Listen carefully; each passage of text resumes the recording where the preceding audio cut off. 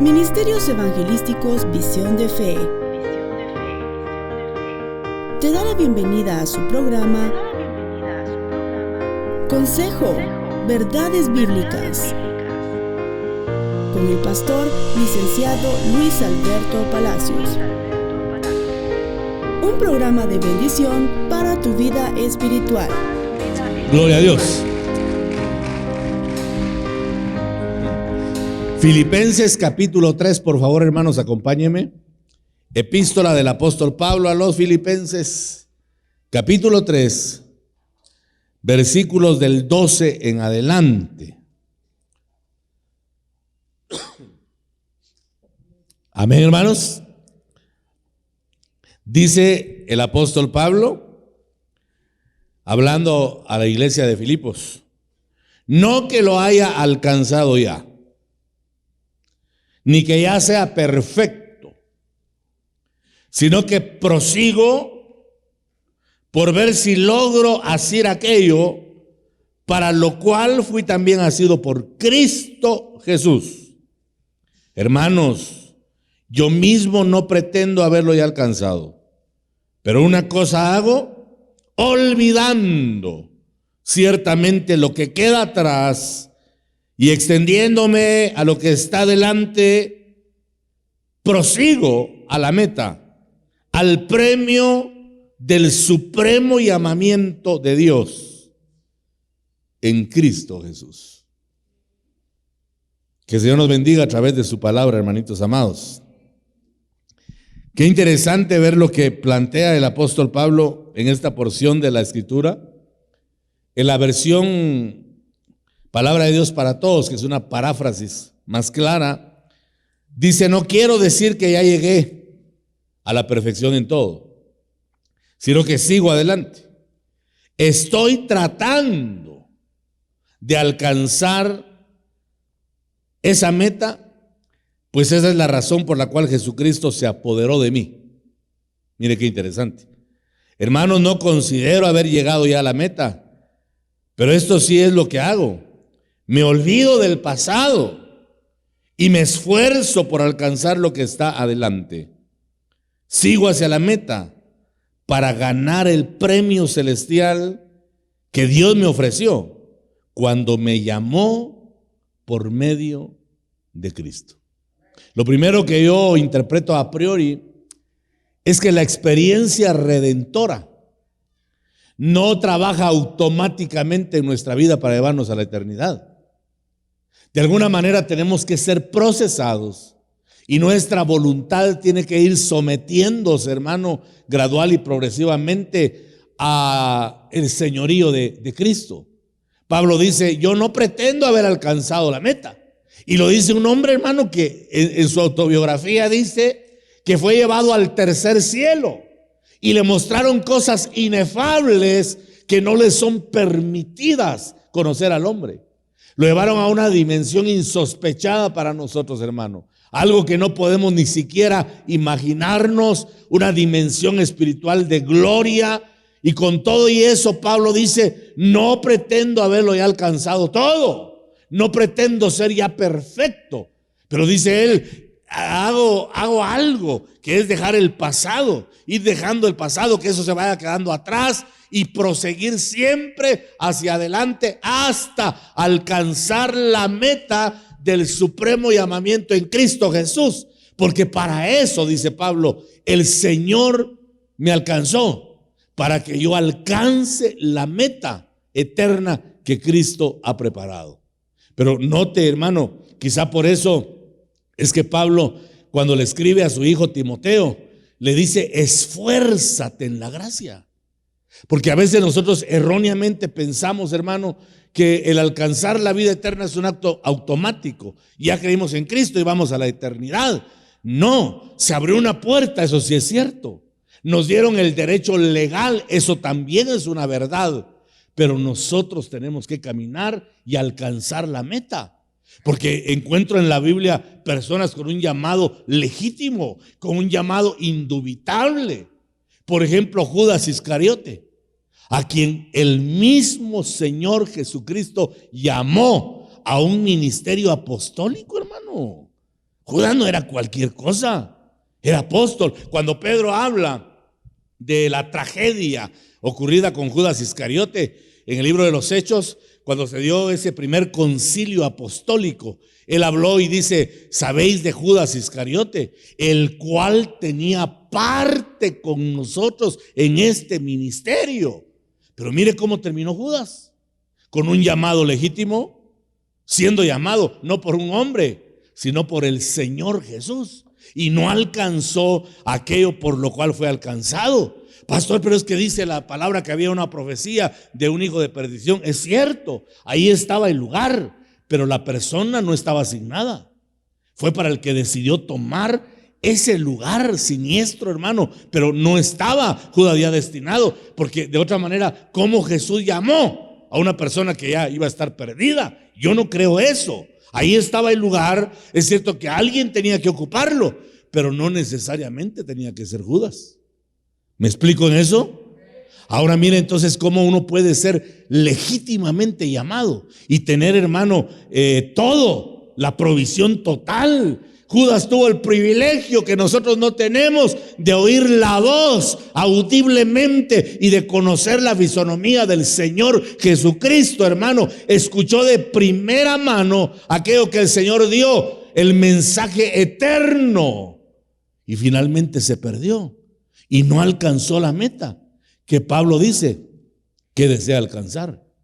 Pero me da la impresión al leer el pasaje que parte de lo que nos ata, hermano, es el pasado. Pero fíjese que el Espíritu me decía algo. El pasado es pasado cuando se queda atrás, pero el pasado siempre va a ser un presente. ¿Aló? Este presente de hoy, mañana va a ser nuestro pasado. Pero ¿qué ocurre si el presente nos esclaviza? Si el presente nos ata, si el presente nos encadena y no nos deja avanzar para alcanzar la meta que el Señor tiene. Por eso tenemos que entrar a esa etapa de renunciación en la que nosotros nos tenemos que despojar del viejo hombre. La Biblia dice que desechemos las obras de tinieblas. Por eso mucho pueblo pasa clamando al Señor y diciéndole: Señor, quítame los malos pensamientos. Señor, ya no quiero tener estas malas actitudes. Señor, cámbiame, por favor. Ya no quiero ser la misma persona. Transfórmame. Y no es así. Somos nosotros los que tenemos que ir desechando lo que sabemos que a Dios no le agrada. Sí, pastor, pero es que cómo cuesta quitar las mañas, ¿verdad? Cómo cuesta quitar los malos pensamientos. Sí, pero para eso enviaron al bendito Espíritu Santo de Dios, que nos da la fuerza, que nos da el poder, que nos da la autoridad para que renunciemos y desechemos todo aquello que no le agrada al Padre, hermanitos amados. Gloria al Señor por el Espíritu Santo. Pero tenemos que entender ese proceso y ese trabajo que el Señor hace. Y para ello tenemos que estar persuadidos, como lo estaba Pablo, del propósito que Dios trazó para su vida. La palabra propósito se origina del latín propositum y dice que es una intención o el ánimo de hacer o dejar de hacer algo. Porque eso tenemos que entender, que el propósito muchas veces nos invita a que hagamos y otras veces nos invita a que no hagamos. Y hay que tener el discernimiento, hermano. El discernimiento es tan importante para saber en algún momento de nuestra vida qué debemos y qué no debemos hacer. Eso se hace bajo el discernimiento del Espíritu. Y por eso es que necesitamos, hermano, la llenura continua, que de eso ya prediqué sobradamente hace unas semanas, ¿verdad? La llenura continua del Espíritu Santo. Por eso el salmista en el Salmo 23 dice: ungiste mi cabeza con aceite y mi copa está rebosando. ¿Por qué David dice eso? Porque David era pastor de ovejas y él sabía que a la oveja había que derramarle aceite para que fuera un repelente, hermano, porque dice que las moscas atacan mucho a las ovejas. Y en ocasiones las moscas se posan en el rostro de la oveja y lo primero que le contaminan es la nariz. Si no tiene la oveja aceite, las moscas comienzan a atacarle y la nariz se le engusana, se le pudre. Entonces eso significa que lo primero que Satanás quiere que nosotros perdamos es el discernimiento. el olfato espiritual, porque uno percibe. Mira, hermano, yo percibo cuando algo es de Dios y cuando algo no proviene del Señor. Eso se siente porque tenemos nuestro olfato activado por la llenura del Espíritu Santo. Nosotros tenemos que unirnos también a la voz de David y decirle: Padre, por favor, unge mi cabeza con aceite, Señor amado, derrama de tu Espíritu para que el Espíritu Santo nos guarde de Belzebú, ¿verdad? Que significa el príncipe de las moscas que se paran sobre el estiércol. Eso significa Belzebú, si usted no lo sabía. Y viene el diablo y trata de contaminarnos y robarnos el olfato para que no tengamos discernimiento, para que no sepamos, hermano, lo que es de Dios y lo que proviene de nuestro enemigo, que es Satanás. Pero cuando el discernimiento está activo, entonces el propósito comienza a entenderse de mejor manera y resultamos haciendo lo que Dios quiere que hagamos, lo cual, por cierto, es agradable al Padre y es una bendición para nosotros caminar en el propósito que Dios ha trazado para nuestra vida. Démosle gloria y honra al Todopoderoso. Es necesario que avancemos día a día y que nos esforcemos por alcanzar aquello por lo cual fuimos alcanzados. Que dejemos atrás, hermanitos amados, los problemas que nos han alcanzado y que tenemos que desechar en el nombre de Jesús, porque no podemos estar con los mismos conflictos, con las mismas cargas toda la vida. Es necesario caminar con paso firme y no desmayar, porque lo que Dios desea es que ganemos y que aprobemos en las facetas diarias que vienen a nuestra vida, llegando a alcanzar entonces la vida de propósito que el Señor desea. No podemos, como dice el dicho, arrastrar la chamarra el mismo tiempo, la misma cosa, ¿verdad? Redundar en los mismos problemas. Por eso Pablo dice: una cosa hago, dejando lo que está atrás. Porque es tiempo de avanzar, hermano. El enemigo, que el Señor lo reprenda, tiene ardides y trabaja nuestra mente y muchas veces nos frena con el presente que estamos viviendo. Y tenemos que desecharlo para que eso se convierta en un pasado y que echemos mano del eterno presente que es nuestro Señor Jesucristo. Él es el eterno presente. Él es el ego eimi en griego. Ego eimi. Eso fue lo que le dijo Jesús a Marta. Yo soy la resurrección y la vida. Marta, yo soy, aquí está el presente, no el futuro. Porque le dice al Señor: Lázaro va a resucitar. Ah, sí, Señor, dice Marta, yo sé que va a resucitar en el día postrero. No, Marta, yo soy la resurrección. Aquí en presente está el que puede devolverle la vida a Lázaro. Y Él es el que puede también, hermano, revivir en nosotros la esperanza. Porque en ocasiones los problemas, las circunstancias que nos agobian son tan fuertes que pensamos que nunca vamos a salir de eso, que vamos a vivir todo el tiempo una vida de frustración, que vamos a vivir todo el tiempo una vida de bajeza, una vida sin fruto, una vida estéril. Pero el Señor es poderoso, hermano, para levantarnos, y nunca es tarde para que el Señor haga su obra en nosotros. El día viernes hablaba con los hermanos acá y les decía la experiencia de cuando el Señor le habla a Abraham, que estaba meditabundo allá en el encinar de Mamre. Ahí estaba en la puerta, porque eso tenía Abraham, que era un buen portero. No de fútbol, ¿verdad? Un buen portero, sabía guardar su puerta, sabía qué entraba y qué no entraba a su hogar, porque el buen portero sabe qué entra y qué no entra. A veces entra chisme, a veces entra murmuración, a veces entra maldición a nuestro hogar, y el buen portero tiene que saber discernir, hermano, que entra a la casa. Fíjese que, dicho sea de paso, es por ello que yo ya no atiendo más consejería en mi hogar. Antes sí lo hacía.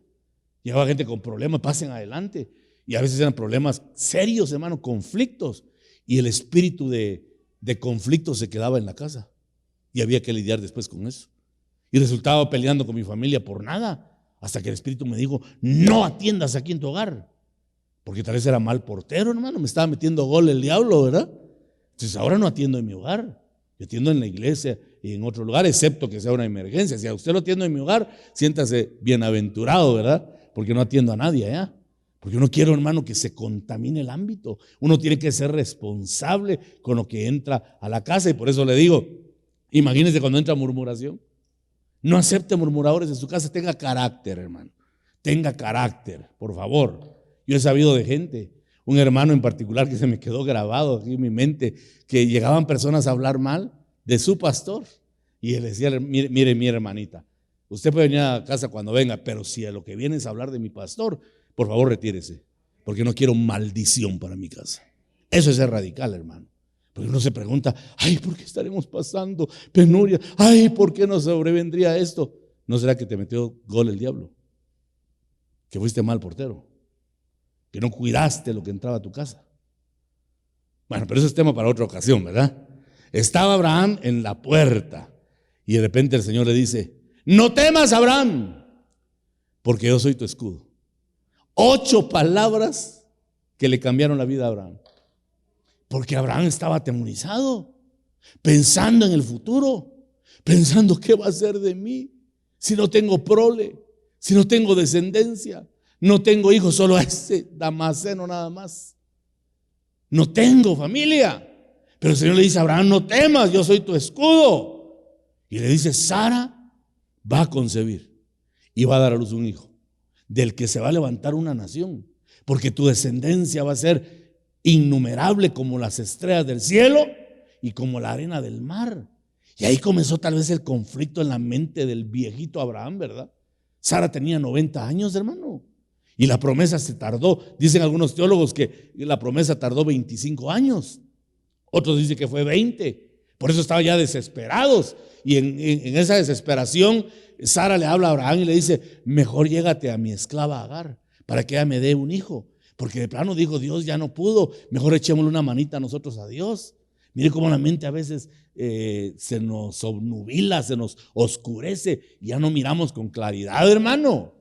Pero el Señor le dio una promesa y le decía a los hermanos que me sorprende que no detuvo la condición de Sara, no detuvo la palabra de Dios. Era una ancianita. Dice que la costumbre de las mujeres, el proceso menstrual, el ciclo menstrual ya había cesado en ella. Era imposible humanamente que ella pudiera concebir. Pero a Dios no le detuvo, hermano, la imposibilidad, porque nuestro Dios no conoce la palabra imposible. Para Él todas las cosas son posibles, porque es Dios grande y todopoderoso. Él es el Shaddai, el que todo lo puede. Aleluya. Y Sara escuchó la palabra y dice que se rió del otro lado de la puerta. A saber cómo escuchó Sara, ¿verdad? Pero dice que se rió. Y Dios dijo, ¿por qué se rió Sara? ¿Por qué se rió? Pero mire, hermano, cómo la incredulidad de Sara tampoco detuvo la palabra. Y el Espíritu me mostraba que en ocasiones nos equivocamos. Porque decimos, hermano, pero crea la palabra. Es que si usted no cree, hermano, esto no va a funcionar. ¿Cuántos han oído algo así? Crea la palabra. Sara no creía, porque se rió. Ella no creía. Embarazada, yo digo la viejita. Imagínense a una anciana de 90 años embarazada. Es una locura. Ella no creyó. Pero Dios no se detuvo por la incredulidad de Sara. No se detuvo por la lucha de Abraham. Porque en Hebreos dice que de uno ya casi muerto. Ya casi muerto. Era imposible que ellos pudieran tener un hijo naturalmente. Pero Dios cumplió su propósito, porque nunca es tarde para entrar en el propósito del Señor. Siempre estamos a tiempo. ¿Por qué? Porque Él es el eterno presente, el mismo de ayer, el mismo de hoy y por la eternidad. Él no tiene mudanza ni sombra de variación. Si creemos en Él, Él puede hacer su obra. Aleluya, démosle fuerte esas palmas al bendito Señor. Alcancemos, hermanos amados, la vida de propósito, porque estamos en la tierra de paso nada más. Somos como extranjeros y peregrinos, dice el apóstol Pedro, ¿verdad? Vamos de paso.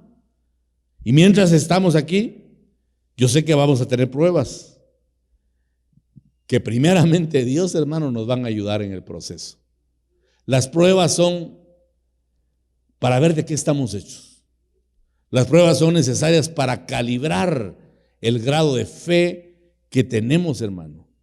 Todo producto que sale al mercado, hablando naturalmente, tiene que ser probado.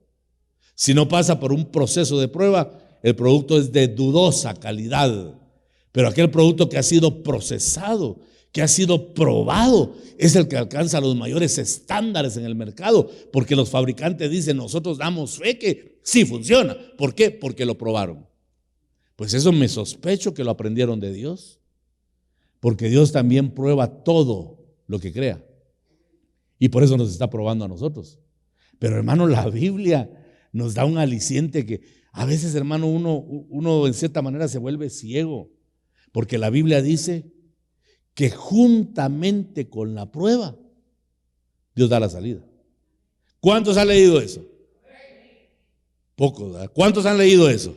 Tal vez por eso es que está el problema, que no todos lo han leído. Levante su mano el que ha leído eso, que juntamente con la prueba Dios da la salida. ¿Y entonces por qué nos quejamos cuando viene la prueba? Ay, ya no aguanto. Ay, no voy a salir de esta. Y no dice la Biblia que hay salida, pues. No dice que juntamente con la prueba Dios da la salida. Es más, dice que Dios no nos dará prueba más fuerte que la que podemos soportar. Es que Dios sabe cómo trabajarnos, hermano. Ay, no, pastor, pero yo veo que el hermano ya no aguanta, porque debe ser un poquito chillón. Pero Dios dice que sí aguanta todavía.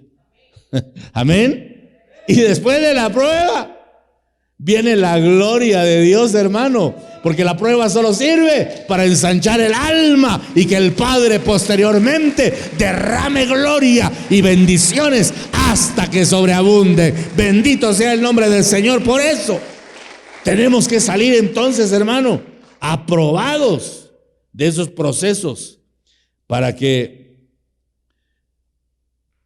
al alcanzar esos niveles que Dios ha trazado para nuestra vida, comencemos a manifestar la santidad que Dios quiere que brote en nosotros, para que seamos agradables a Él en todo tiempo, no olvidando que absolutamente nada sucede en nuestra vida sin que esté aprobado por el Señor.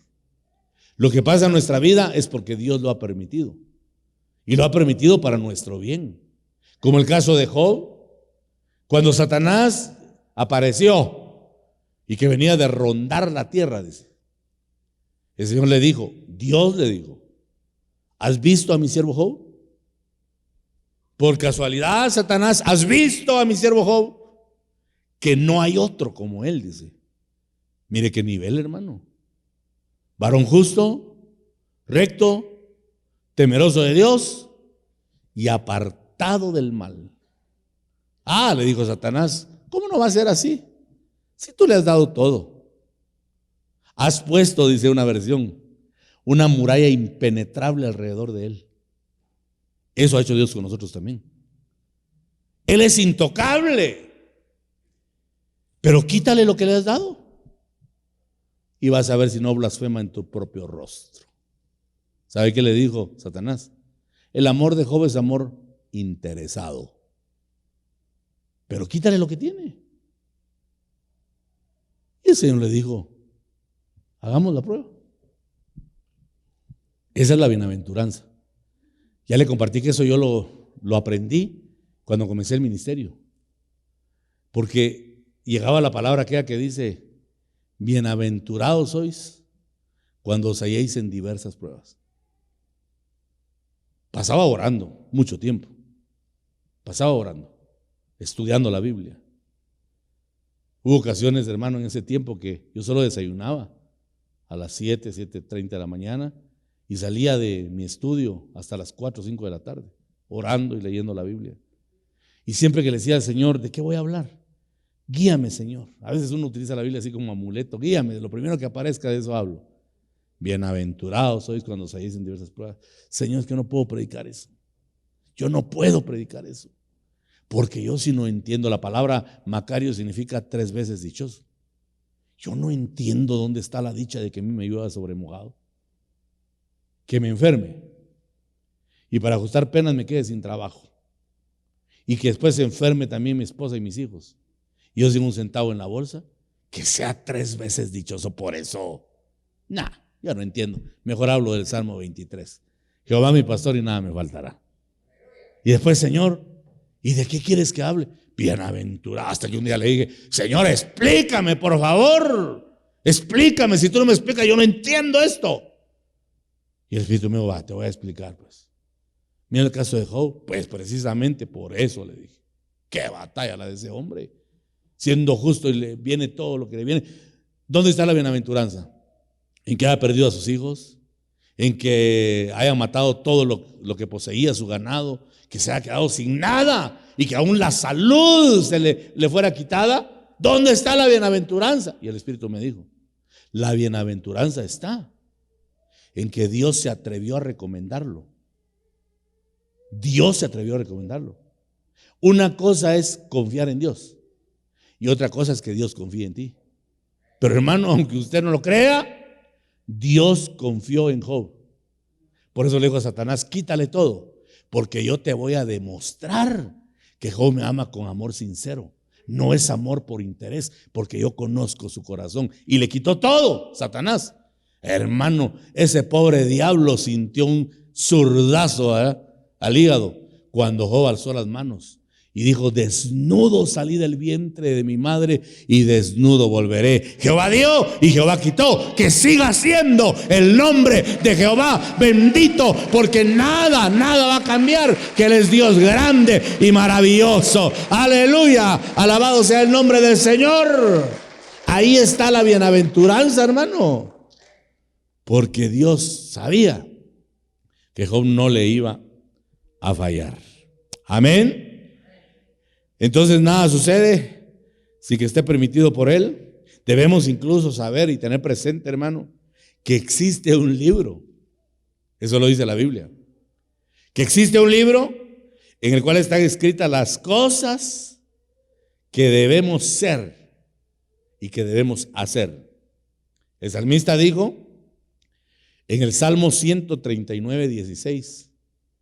Salmo 139, 16.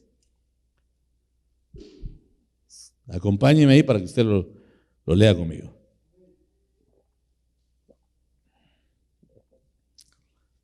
Voy a leer la versión antigua, la Reina Valera de 1909.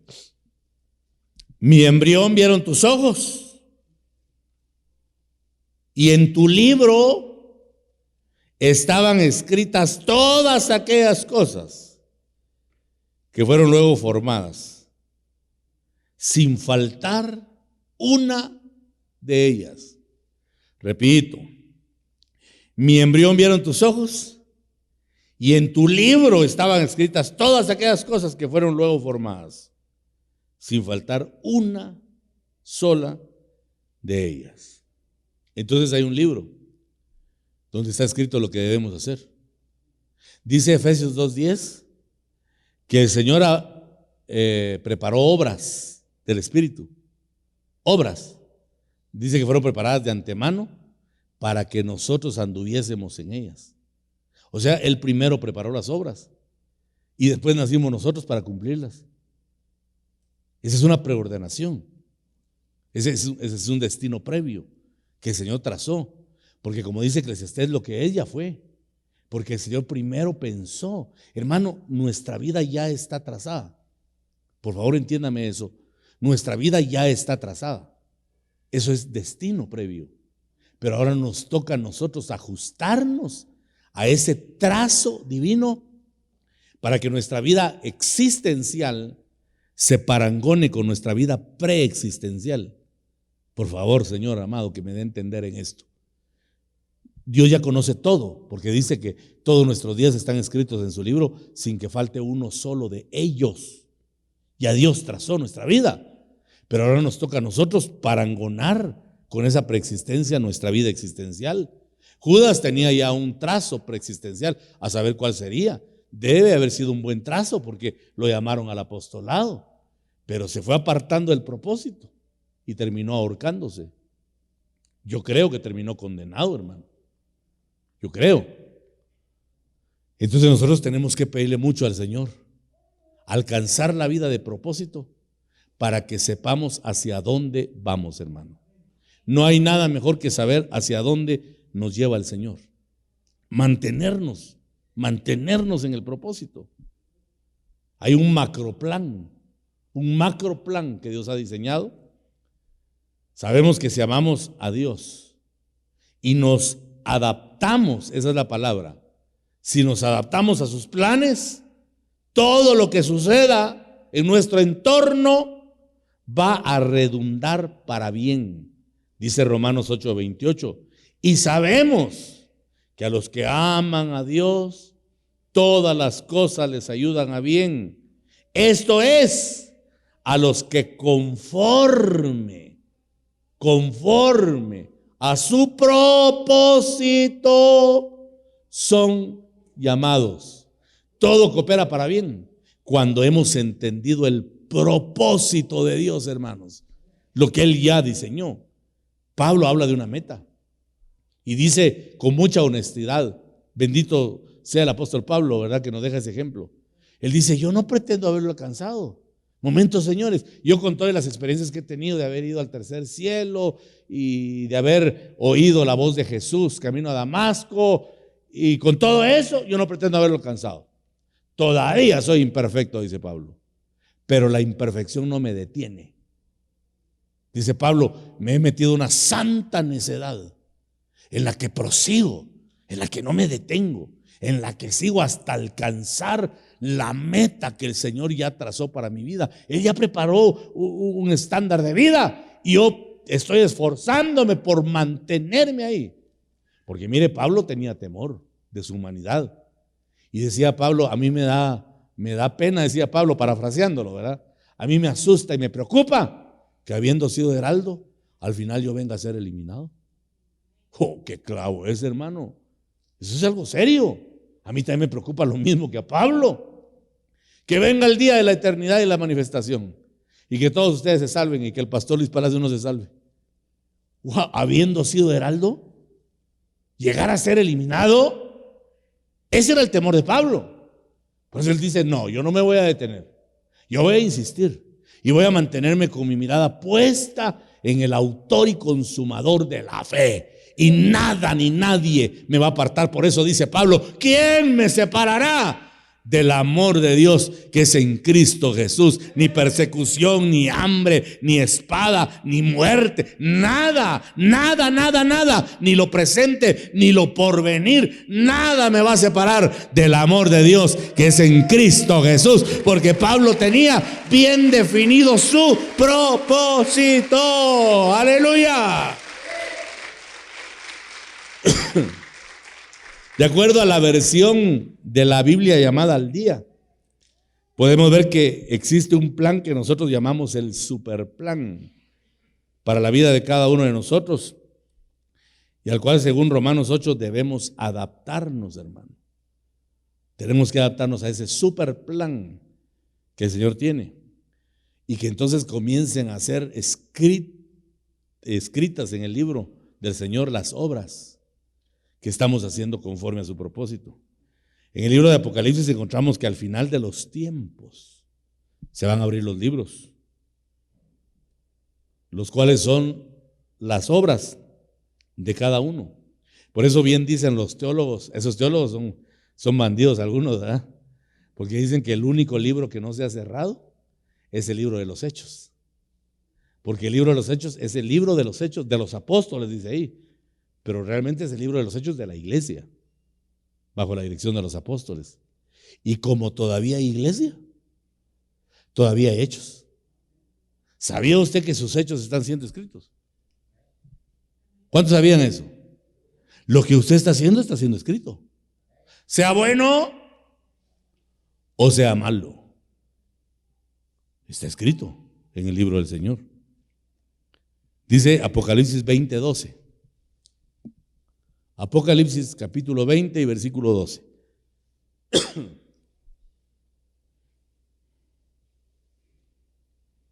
Y vi a los muertos grandes y pequeños, de pie, delante del trono.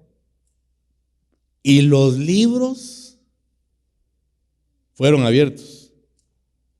Y otro libro fue abierto, que es el libro de la vida. Y los muertos fueron juzgados. ¿Por qué? Por lo que estaba escrito en los libros según sus obras. Vaya pues, hermano. A nosotros ya se nos olvidó lo malo, sí, pero a Dios no, porque lo tiene escrito. Yo no quiero asustarlo esta mañana, quiero bendecirlo. Pero hermano, que estén escritas buenas cosas ahí. Que escriban en el libro y que digan, los hermanos dieron la ofrenda para el proyecto de alabanza. Ah, qué bueno, ¿verdad? Ahí me aprovecho. Amén. Es que hermano, los libros contienen el balance de nuestra vida. Porque reconozco, al igual que Pablo, que no somos perfectos. ¿Quién es perfecto aquí? Excepto que alguno se llame Perfecto Gómez, ¿verdad? Pero ninguno es perfecto. Todos somos falibles. Amén. Pero una cosa hacemos igual que Pablo. No nos detenemos. Tenemos metida esa santa necedad en el corazón. No nos vamos a detener hasta alcanzar la meta, hasta alcanzar aquello por lo cual fuimos alcanzados. Yo creo que tenemos que formularnos algunas preguntas, hermano. Preguntas didácticas, preguntas para enseñanza. ¿Será que estamos de acuerdo a lo que está escrito en el libro?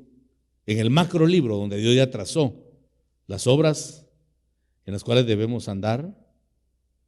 Otra pregunta, pero antes de preguntar más, un ejemplo de quien procedió de acuerdo a lo que estaba escrito es nuestro Señor Jesucristo.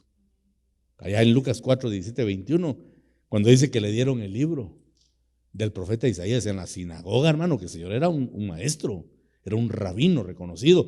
El libro no lo leía cualquier persona, no como en nuestro tiempo, que en el culto tradicional. Yo recuerdo el culto tradicional porque nací en una iglesia y solo estuve un año nada más ahí, pero en ese culto tradicional le dan a uno la oportunidad.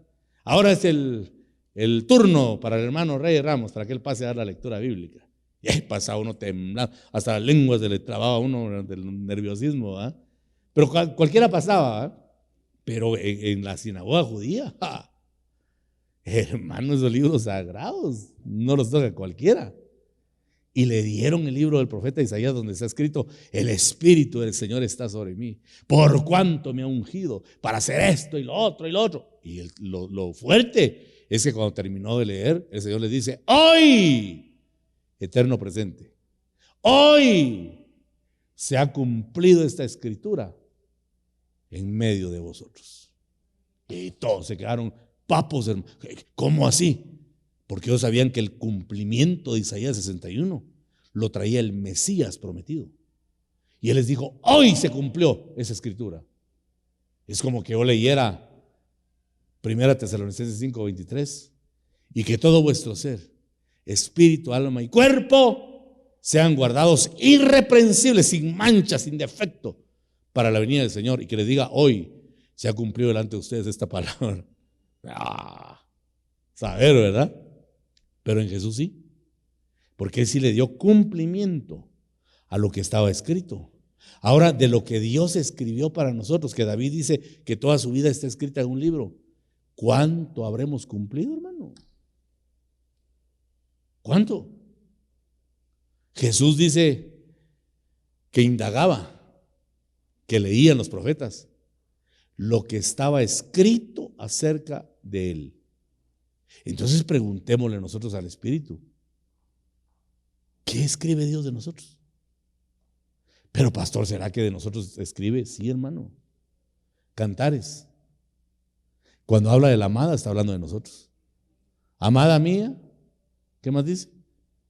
Amada mía, perfecta mía. Mire, nos ve perfectos el Señor. Así nos ve, en perfección total, porque Él ya escribió una vida santa, pero nosotros tenemos que dar la talla para alcanzar ese nivel de vida. Otra pregunta que podemos formularnos es: ¿Cómo saber si estamos actuando de acuerdo a lo que está escrito en el libro de Dios? Y la respuesta es la siguiente: cuando lo que hacemos no contraviene o no contraría los principios de la palabra. Si lo que hacemos está en consonancia con la Escritura, tranquilos, hermanos, estemos frescos, porque estamos en sintonía, estamos en línea con el Señor. Quizás se ponga difícil la situación de buscar la voluntad de Dios, porque eso es un tanto complejo, pero es una especie de probatorio para nosotros, en cierta manera, hermano. El encontrar la voluntad de Dios es una especie de probatorio para saber si en realidad lo estamos buscando para agradarlo y hacer todas las cosas que vienen de Él para que el Señor esté complacido, como el Señor Jesús, que audiblemente el Padre dijo: este es mi Hijo amado, en quien tengo complacencia, a Él oíd. Porque el Señor recomienda que oigan a los que le agradan a Él, hermano. Eso es otra cosa, ¿verdad? Los que le agradan, Él los recomienda para que los escuchen. El Señor agradó al Padre y audiblemente el Padre dijo: este es mi Hijo amado, en quien tengo complacencia, a Él oíd.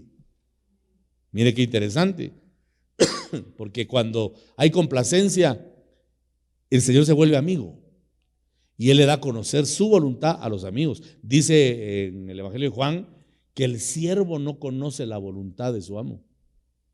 No sabe qué está pensando, pero el amigo sí, dice, porque al amigo le cuenta el Señor todo.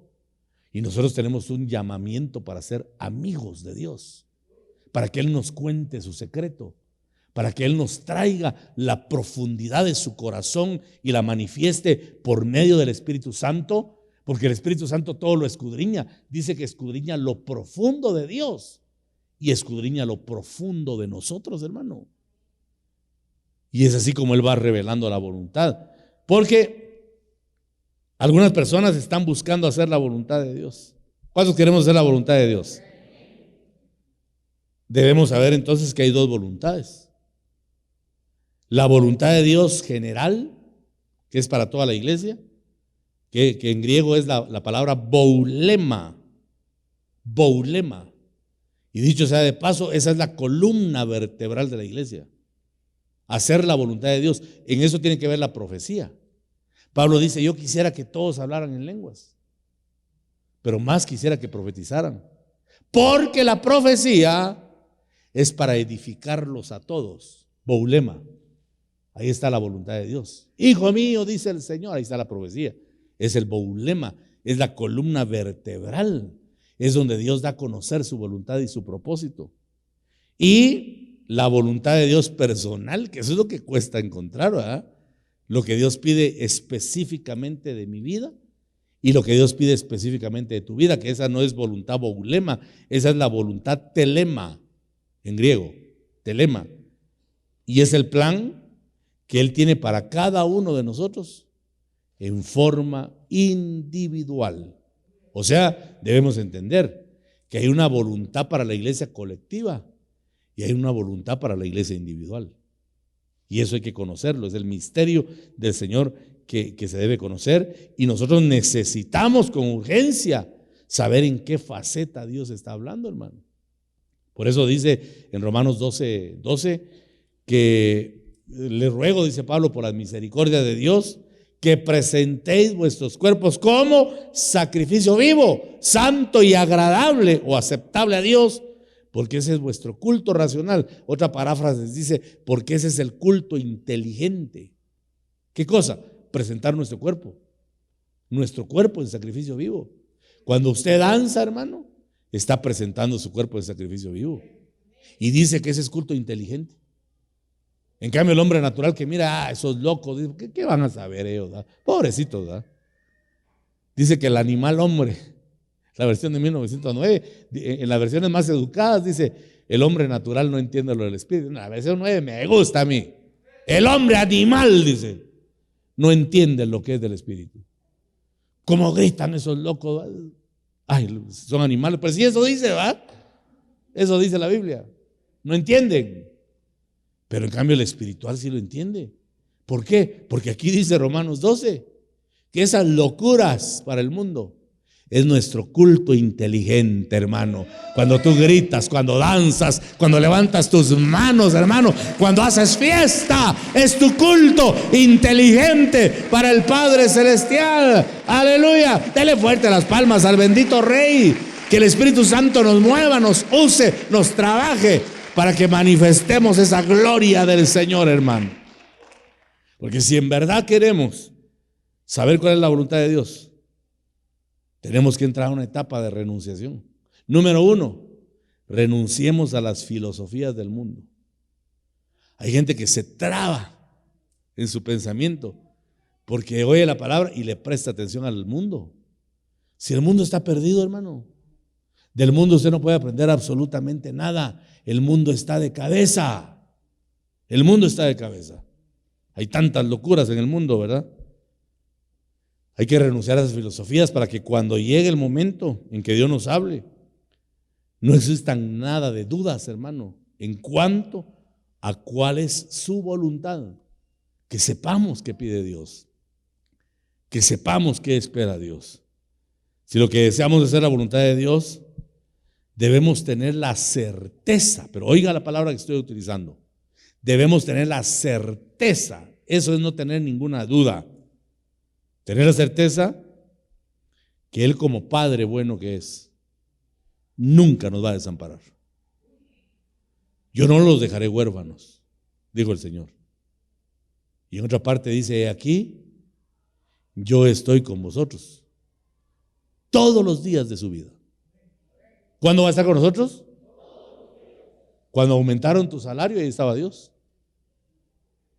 Pero cuando te vino la enfermedad, también ahí estaba Dios.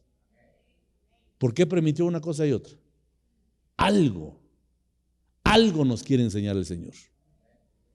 Algo nos quiere enseñar el Señor. Les decía el viernes que escuché recientemente el testimonio de hermano Juan Carlos Alvarado. Él pasó proceso también de COVID muy fuerte. Y decía hermano Juan Carlos, en medio de todo lo que compartió, él decía, yo tengo seguro que lo que yo pasé no fue enfermedad. Fue un ataque directo de Satanás para aniquilarme. Y yo se lo creí, porque a mí lo mismo, y a mí no me lo dijo Dios, a mí me lo dijo ese demonio de COVID. A mí me dijo, te interpusiste en mi camino y te voy a matar. Porque yo, si usted no lo sabía, en ese proceso de pandemia todos los días oraba por usted, hermano. De madrugada clamando resguardo para la iglesia. Quizá por eso dijo, te interpusiste en mi camino. Yo le dije, no me puedes matar porque yo tengo dueño. El dueño de mi vida se llama Jesús. Yo quisiera verle la cara a ese demonio otra vez. Lástima que no se volvió a aparecer, hermano, para haber avergonzado al desgraciado, ¿eh? Porque el Señor Dios Todopoderoso levanta nuestra cabeza. Aleluya. Él es nuestra gloria, hermano amado. Bendito sea el nombre del Señor. El Padre nunca nos va a desamparar. Tengamos la certeza y sepamos que como pastor, Él es el mejor, hermano. Nadie se le puede comparar. Si Jehová es tu pastor, nada te faltará. Nada. Porque Él nos lleva a lugares de delicados pastos. Hermano, es tiempo de ver qué comemos. No nos dejemos deslumbrar por las señales. Mire lo que está pasando aquí en la universidad en los Estados Unidos. Todo el mundo con la boca abierta. ¡Qué avivamiento! Pero eso ya se convirtió en un centro ecuménico. Investigue. No todo lo que brilla es oro. El Señor advirtió y dijo, mirad que nadie os engañe. Tengamos olfato, tengamos discernimiento, sepamos dónde ir y dónde no ir, porque el buen pastor nos lleva a lugares de verdes y delicados pastos. ¿Sí? Y yo he estado repitiendo algo muy fuerte, hermano. Tengamos cuidado, porque los pastos a donde Dios nos lleva, busca que le agrademos a Él, no que nos agrademos a nosotros. Es que me siento incómodo, pastor. ¿Y quién dice que es para tu comodidad el evangelio? ¿Será que se sintió como Pedro crucificado de cabeza? ¿Será que se sintió cómodo Andrés cuando lo partieron con serrucho por la mitad? Mira, ya no me siento bien. ¿Y quién dice que es para que te sientas bien? La pregunta es cómo se siente Dios. Bueno, dejémoslo ahí, que ya se puso amargo esto,